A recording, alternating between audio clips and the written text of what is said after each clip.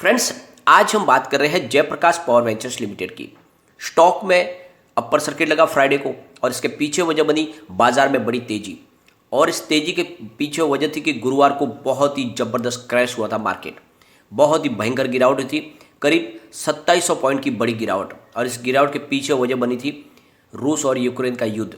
और जैसे ही युद्ध की शुरुआत हुई, विश्व के सारे बाजार धराशायी हो गए। इंडिया भी उसे अछूता नहीं रहा, इंडियन मार्केट भी क्रैश कर गया। लेकिन फिर फ्राइडे के दिन बाजार ने बाउंस बैक दिया। सिर्फ इंडिया का ही बाजार नहीं, विश्व के सारे बाजारों ने शानदार बाउंस बैक दिया और उसमें जो गिरावट हुई थी उसकी आधी रिकवरी हो गई। लेकिन यहाँ पे सबसे बड़ी बात यह है कि क्या ये तेज़ी बरकरार रहने वाली है या फिर मंडे को फिर से हमें गिरावट देखने को मिल सकती है। तो फिलहाल जो बाजार का डायरेक्शन है वो बिल्कुल अनक्लियर है, किसी को भी नहीं पता कि कल क्या होगा। तो ऐसे में इन्वेस्टमेंट करने के बारे में आपको बहुत ज़्यादा सोचना चाहिए। कभी भी इस समय निवेश करें तो सिर्फ लॉन्ग टर्म का नजरिया ही रखें। शॉर्ट टर्म मिड टर्म वाले तो फिलहाल बाजार से दूर हो जाए। लेकिन जेपी पावर में निवेश का मौका बनता है। लेकिन एक जो न्यूज़ निकल कर आई है वो थर्मल पावर प्लांट के लिए थोड़ी सी मायूसी भरी है। क्या है वो न्यूज़, उसको डिस्कस करेंगे और जानने की कोशिश करेंगे क्या उसका असर पड़ेगा ऐसे सेक्टर के स्टॉक पर जो थर्मल पावर प्लांट का काम करते हैं, जिसमें जेपी पावर भी है। साथ में कंपनी में रिजल्ट इस बार जो पेश किया कंपनी ने बहुत ही बेहतरीन है। आंकड़े बहुत ही ज़बरदस्त पॉजिटिव है, जिसके दम पे कह सकता है कि कंपनी अब पटरी पे आ चुकी है। तो आने वाले समय में हमें अच्छा रिटर्न तो मिल सकता है। फिलहाल बिल्कुल कौड़ियों के भाव में मिल रहा है। इसने जो अपनी हाई बनाई थी उससे काफ़ी ज़्यादा करेक्ट हो चुका है, यूँ कहे कि लगभग आधी कीमत में मिल रहा है। तो क्या इस समय इन्वेस्टमेंट करना चाहिए, तो सारी संभावनाओं को तलाशेंगे इस वीडियो के माध्यम से। लेकिन फ्रेंड, उससे पहले अगर आप पहली बार हमारे चैनल पे आए तो चैनल को सब्सक्राइब कर दीजिए, एक बेल आइकॉन दबा दीजिए ताकि जब भी नया वीडियो बने पहला नोटिफिकेशन आपको मिले। वीडियो पसंद आए तो लाइक शेयर जरूर कीजिए। चलो फ्रेंड, वीडियो स्टार्ट करते हैं। मैं हूं आपका दोस्त SB दवे और हमारे अपने चैनल ऑनलाइन कमाई में आपका बहुत बहुत स्वागत है। फ्रेंड्स, मैं जेपी पावर आपको तब से सजेस्ट कर रहा हूं जब इसको कोई भी खरीदने की सलाह नहीं दे रहा था, जब इसकी प्राइस 3 रुपये 4 रुपये के आसपास थी। काफ़ी नीचे था स्टॉक, लेकिन फिर तेज़ी से दौड़ना शुरू हुआ, काफ़ी ऊपर तक गया। मैंने प्रॉफिट बुकिंग की सलाह आपको दे दी थी जब इसकी प्राइस 10 रुपये से ऊपर गई थी। काफ़ी लोगों ने अपनी प्रॉफिट बुकिंग भी की। फिर गिरावट शुरू हुई, काफ़ी स्टॉक नीचे आया। शॉर्ट टर्म वाले फिलहाल इस स्टॉक से दूर हो जाए, क्योंकि यहाँ पे आपको और भी गिरावट भी देखने को मिल सकती है या फिर अपर सर्किट भी देखने को मिल सकता है। लेकिन फिर आप पैनिक कर जाओगे, लॉस खा जाओगे। किसी भी पेनी स्टॉक में फिलहाल सिर्फ आपके लिए राय लॉन्ग टर्म की ही निकल के आ रही है। शॉर्ट टर्म में फिलहाल अवॉइड करें बाजार को। एक बार कारोबार की बात कर लेते हैं तो स्टॉक ओपन हुआ 6.90 पर और हाई 6.95 की बनी, लो 6.90 का ही है। अंत में 5% का अपर सर्किट लगा, तो 7 रुपये के आसपास स्टॉक है फिलहाल। अगर हम BSE सेंसेक्स की बात करें तो ज़बरदस्त बाउंस बैक दिया है फ्राइडे के दिन। करीब 2700 पॉइंट की गिरावट के बाद में सेंसेक्स ने फिर से 1300 पॉइंट की शानदार तेजी बताई, यानी 2.5% सेंसेक्स फिर सुधर गया।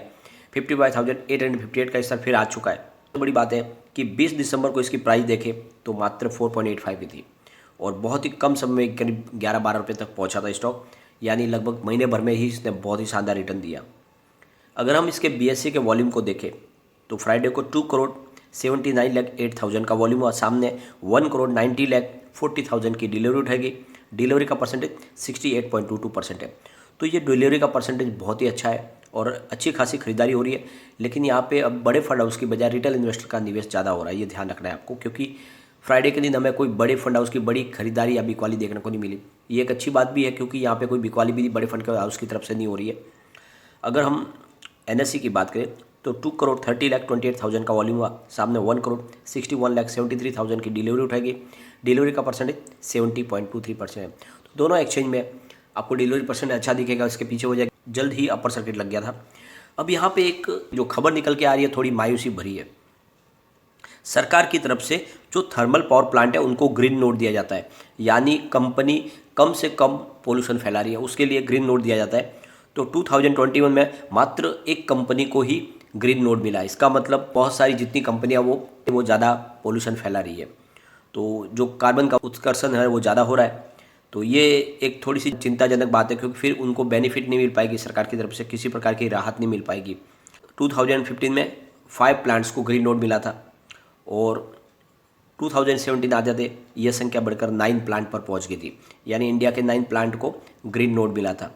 लेकिन फिर संख्या घटनी शुरू हो गई और आप देख लो कि 2019 तक बिल्कुल संख्या गिरते गिरते अब देखो 2021 में मात्र एक कंपनी को यानी एक प्लांट को ही ग्रीन नोड मिला है, जो बहुत ज़्यादा चिंताजनक बात है। और अगर किसी कंपनी को ग्रीन नोड नहीं मिलेगा तो उसको फिर बैंकों से लोन भी नहीं मिल पाएगा, उसको किसी भी तरह की कोई फैसिलिटीज़ मिल नहीं पाएगी। तो एक सरकार किसी भी थर्मल पावर प्लांट के लिए नया एप्लीकेशन स्वीकार नहीं कर रही है। तो आप समझ लो कि आने वाले समय में इन कंपनियों को अपने आप को अपडेट करना होगा। बिजनेस को अगर जारी रखना है तो ग्रीन नोड लेना होगा, यानी अपने थर्मल पावर प्लांट में जो पैमाना तय किया सरकार ने बायोमास का 5% से 7%, वो उनको इस्तेमाल करना होगा। तो सरकार की तरफ से क्लियर कर दिया गया है कि वही थर्मल पावर प्लांट चल पाएंगे जो कम पोल्यूशन फैलाएंगे। अब सबसे बड़ी बात यह है कि ये जो प्लांट जिसको अब इस बार ग्रीन नोड मिला वो है तालाबीरा थर्मल पावर प्लांट है, बाकी किसी को भी नहीं मिला है। अब बात करें अगर हम जेपी पावर की, तो जेपी पावर ने इस बार बहुत ही बेहतरीन रिजल्ट पेश किया है। अगर हम बात करें जेपी पावर की, तो ये 1994 में बनी हुई कंपनी है जिसका मार्केट कैप बहुत ही मजबूत है, यानी 4557.55 करोड़ रुपीज़ का है। ये मार्केट कैप आपको ध्यान रखना है। जिस स्टॉक की प्राइस 6 रुपीज़ के आसपास है, लेकिन उसका मार्केट कैप एक बड़ी कंपनी के बराबर है, 4,500 करोड़ से ऊपर का मार्केट कैप है। तो ये प्राइस यहाँ पे रुकने लायक नहीं है स्टॉक, क्योंकि कारोबार इनका बड़ा है। Q3 के रिजल्ट को देखें तो टोटल इनकम 1452.84 करोड़ भी निकल कर आई है, जो 53.18% ज़्यादा है Q2 से। Q2 में इनकी टोटल इनकम 948.48 करोड़ भी निकल कर आई थी और 46.16% ज़्यादा है पिछले साल सेम क्वार्टर से।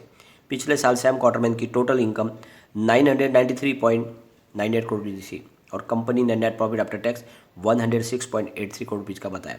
तो सबसे बड़ी बात यह है कि आप ईयर ऑन ईयर बेसिस पे देख लो या क्वार्टर ऑन क्वार्टर बेसिस पे देख लो, तो कंपनी की इनकम लगातार बढ़ी है, जिससे एक बात समझ में आ रही है कि कंपनी का कारोबार तेज़ी से बढ़ रहा है। कोविड के बावजूद भी इन्होंने बहुत ही बेहतरीन रिजल्ट पेश किया है, यह काबिल तारीफ़ है। अगर इनके प्रदर्शन को देखें 2018 में 5.23 थाउजेंड करोड़ रुपीज़ का रेवेन्यू जनरेट हुआ और इनका लॉस हुआ था उस समय 1.60 थाउजेंड करोड़ रुपीज़ का। 2019 की बात करें तो 4.06 थाउजेंड करोड़ रुपीज़ का इनको रेवेन्यू मिला और इनका लॉस हुआ 0.38 थाउजेंड करोड़ रुपीज़ का। 2020 की बात करें तो 3.40 थाउजेंड करोड़ रुपीज़ का इनको रेवेन्यू मिला और इनका लॉस हुआ 2.16 थाउजेंड करोड़ रुपीज़ का। लेकिन 2021 में 3.59 थाउजेंड करोड़ रुपीज़ का इनको रेवेन्यू मिला और इनका प्रॉफिट हुआ 0.27 थाउजेंड करोड़ रुपीज़ का। तो कंपनी बड़े लॉस से प्रॉफिट में आई है, लगातार लॉस में थी, अब प्रॉफिट में आ चुकी है। तो अब इसकी प्राइस बढ़ेगी क्योंकि अब कंपनी आ चुकी है प्रॉफिट में। तो इस प्रॉफिट के दम पे ये स्टॉक आगे बढ़ सकता है। तो इन्वेस्टमेंट करना चाहिए, लेकिन सिर्फ लॉन्ग टर्म के लिए करें, शॉर्ट टर्म वाले फिलहाल इसमें निवेश करने से बचें।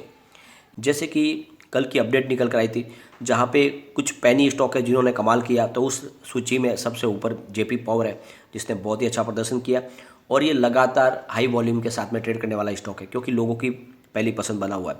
अब यहाँ पे निफ्टी एनर्जी की अगर हम बात करें तो 23,590 आ चुका है फ्राइडे के दिन, जहाँ पे 2.89% की तेज़ी देखने को मिली। अब इसके पीवट लेवल देखें कि आगे क्या संभावना बन सकती है निफ्टी एनर्जी के लिए। तो गिरावट अगर होती है आगे और तो 23,786 का पहला सपोर्ट है, ये सपोर्ट टूट गया तो फिर 23,033 का स्तर भी देखने को मिल सकता है और यहाँ पर भी अगर गिरावट और आगे बढ़ती है तो फिर 22,458 का भी स्तर देखने को मिल सकता है निफ्टी एनर्जी में। तो फिर ऐसे में जेपी पावर में भी गिरावट हमें देखने को मिल सकती है। लेकिन माहौल अगर पॉजिटिव बना तो जो रेजिस्टेंस मिलेगा इसको पहला वो 25,115 का है, इसको ब्रेक किया तो फिर 25,690 तक जा सकता है निफ्टी एनर्जी और इसको टच करते ही सीधा 26,444 का स्तर देखने को मिलेगा। और अगर ऐसा हो जाता है तो जेपी पावर की प्राइस भी फिर से आपको 2 डिजिट में जाती हुई दिखाई देगी।